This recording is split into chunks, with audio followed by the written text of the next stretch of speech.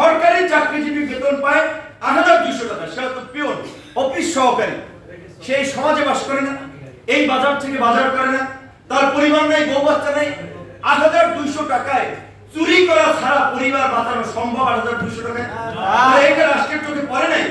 আবার ১ নম্বর গেটে যে সচিব মহোদয় আছেন, বসে আছেন, তার বেতন প্রায় আপনার ৭৮,০০০ টাকা স্কেল হলো, সামগ্রিক সুযোগ সুবিধা নিয়ে লাখখানেক টাকার মতো তিনি পান।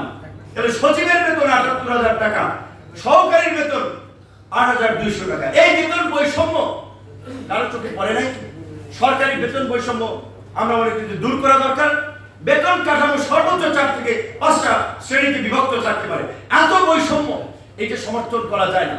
এবং আজকে আমরা নতুন বাংলাদেশের কথা বলছি। এই নতুন বাংলাদেশ বিনির্মাণ করার জন্য, এই জুলাইয়ের প্রত্যাশাকে প্রাপ্তিতে পরিণত করার জন্য সরকারি সমস্ত অফিস আদালতকে ঘুষ দুর্নীতি মুক্ত করে জবাবদিহিতামূলক পরিবেশ অফিস আদালতগুলোতে নিশ্চিত করতে হবে। তার জন্য এই ৮০০০ টাকার স্কেলের বেতন অন্তত ৩ গুণ বাড়ানো দরকার। ৩ গুণ বাড়ালে কয় টাকা হবে? ৩,২৪। খুব বেশি টাকা হয় না। পাশাপাশি সচিবের বেতন যদি ডাবল করা লাগে করেন।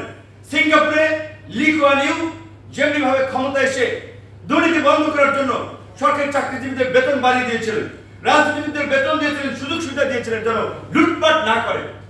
আজকে বর্তমান সিস্টেমে আমাদের এখানে নেতৃবৃন্দ বলছেন তারা বিভিন্ন আসন থেকে নির্বাচন করার প্রস্তুতি নিচ্ছেন।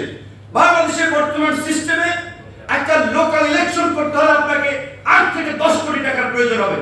তাহলে ৮ থেকে ১০ কোটি টাকা কোন জমিদার খরচ করবে? নিজের পকেটের টাকা খরচ করবে নির্বাচনের জন্য, খরচ করবে ধান্দার জন্য। ১০ কোটি খরচ করবে, ৫০ কোটি কামাইবে। তাহলে এই যে নির্বাচন সংস্কার কমিশন যারা কাজ করতেছেন, আমি জানি না নির্বাচনে কালো টাকা এবং পেশি শক্তি বন্ধে তারা সুস্পষ্ট কি পদক্ষেপ দিচ্ছেন। আমি মনে করি প্রার্থীদের নির্বাচনী পোস্টার থেকে প্রচারণা এবং গণহারে আবার দাঁড়াইলে তত টাকা দিতে পারবে না। প্রার্থী কারা হবে সেটা ন্যূনতম ক্রাইটেরিয়া থাকা উচিত এবং প্রত্যেক প্রার্থীকে নির্বাচনের একটা খরচ নির্বাচন কমিশনের দেওয়া উচিত। এটা তো নির্বাচন কমিশন